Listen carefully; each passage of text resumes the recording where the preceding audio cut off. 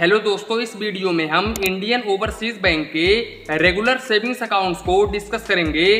दोस्तों, ये वही सेविंग्स अकाउंट्स होता है जब आप इंडियन ओवरसीज बैंक के किसी भी ब्रांच में जाते हो अपना एक सेविंग्स अकाउंट्स ओपन करवाने के लिए, तो बेसिकली आप लोगों को यही सेविंग्स अकाउंट्स ओपन करके दिया जाता है। तो दोस्तों, इस वीडियो में हम इस सेविंग्स अकाउंट्स के सारे बेनिफिट्स, हिडन चार्जेस, इसके अलावा दोस्तों हम ये भी देखेंगे कि अगर आप इंडियन ओवरसीज बैंक में अपना एक सेविंग्स अकाउंट ओपन करवाते हो तो क्या आप लोग का पैसा सुरक्षित होता है या फिर नहीं होता है।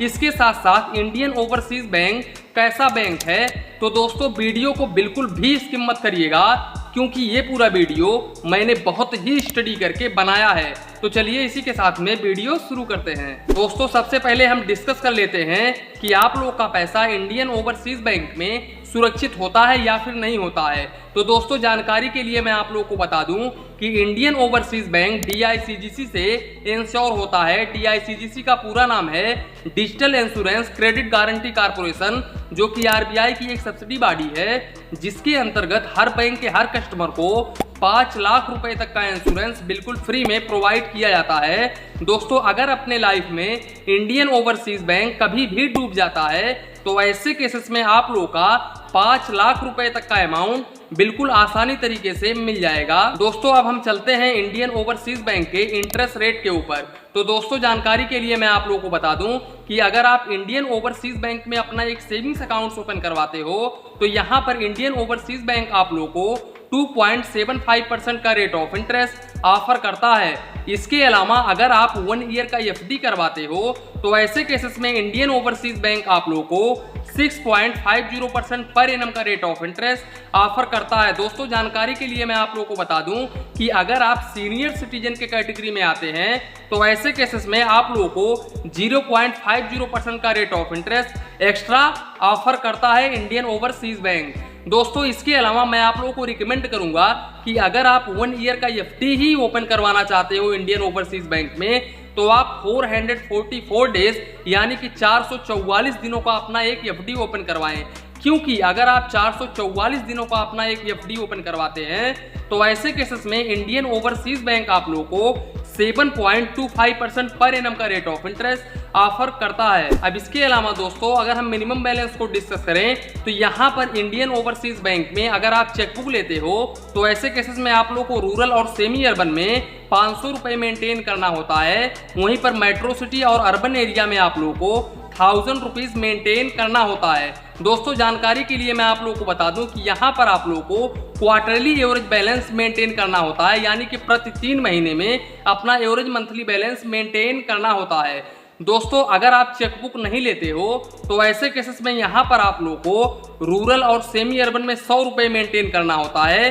वहीं पर अर्बन और मेट्रो सिटीज में आप लोगों को 500 रुपए मेंटेन करना होता है। और दोस्तों, अगर आप कुछ भी बैलेंस मेंटेन नहीं करते हो अपने अकाउंट में तो ऐसे केसेस में आप लोगों को मेट्रो सिटी और अर्बन में 150 रुपए प्लस GST चार्जेस देना होता है। वहीं पर रूरल और सेमी अर्बन में आप लोगों को 105 रुपए प्लस GST चार्जेस देना होता है। अब इसके अलावा दोस्तों, इंडियन ओवरसीज बैंक आप लोगों को 50 पेज का चेकबुक पर फाइनेंशियल ईयर बिल्कुल फ्री में ऑफर करता है। और अगर आप एक्स्ट्रा चेकबुक लेना चाहते हो तो ऐसे केसेस में आप लोगों को पर लीफ यानी कि पर पेज का 4 रुपीज प्लस GST चार्जेस देना होगा।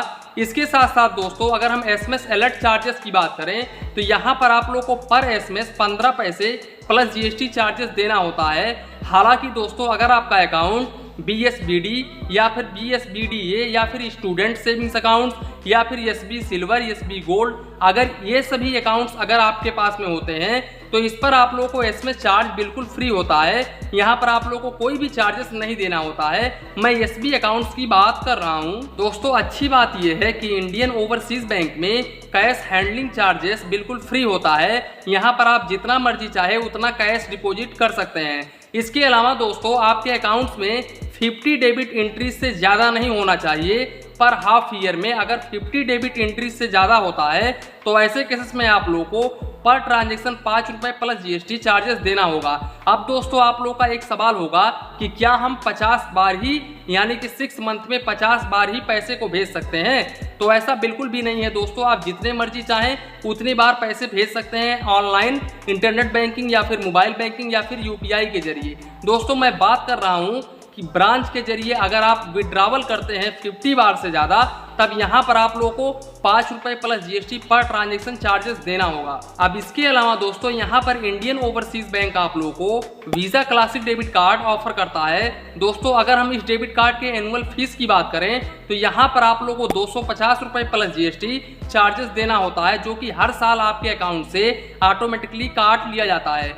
दोस्तों यहाँ पर मैं मानता हूँ कि ये इंडियन ओवरसीज बैंक का माइनस पॉइंट है। यहाँ पर डेबिट कार्ड के ऊपर काफ़ी ज़्यादा चार्ज कर रहा है इंडियन ओवरसीज बैंक। इसके अलावा दोस्तों अगर हम इस डेबिट कार्ड के लिमिट को डिस्कस करूँ तो आप इस डेबिट कार्ड से 20,000 रुपये पर डे निकाल सकते हैं और 50,000 रुपये तक आप ऑनलाइन ट्रांजेक्शन यानी कि POS ट्रांजेक्शन कर सकते हैं। इसके अलावा दोस्तों अगर हम काउंट ऑफ ट्रांजेक्शन की बात करें तो आप इनके डेबिट कार्ड से इनके ओन बैंक के ATM से 5 बार पैसे मंथली निकाल सकते हैं। और अगर आप इनका ATM कार्ड ले जा करके दूसरे बैंक के ATM से पैसे निकालते हैं तो ऐसे केसेस में भी आप 5 बार मंथली पैसे निकाल सकते हैं। और मेट्रो सिटी से आप 3 बार पैसे निकाल सकते हैं फाइनेंशियल और नॉन फाइनेंशियल में। तो दोस्तों आशा करता हूं कि इंडियन ओवरसीज बैंक के रिलेटेड जो भी आप लोगों के मन में सवाल और डाउट होगा वो बिल्कुल भी क्लियर हो गया होगा इस वीडियो में। तो इसी के साथ में वीडियो समाप्त करते हैं। वीडियो पसंद आया हो तो प्लीज़ वीडियो को एक लाइक करिए और अपने चैनल फाइनेंस बैंकिंग को सब्सक्राइब करिए। मन में कुछ डाउट हो, कंफ्यूजन हो तो प्लीज़ कमेंट करिए। धन्यवाद, मिलते हैं नेक्स्ट वीडियो में।